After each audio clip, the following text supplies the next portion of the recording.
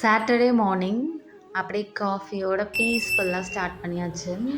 நான் 3 ரோஸ் செடி வாங்கியிருந்தோம்.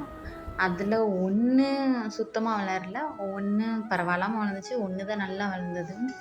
அந்த 1லேயும் இந்த வெயில்னால அவ்வளோ காஞ்சு போய் பார்க்குறதுக்கே ரொம்ப இதாக இருந்துச்சு. இப்போ அதில் 3 மொட்டு பார்க்கவும் ரொம்ப நல்ல ஃபீலிங்காக இருக்குது.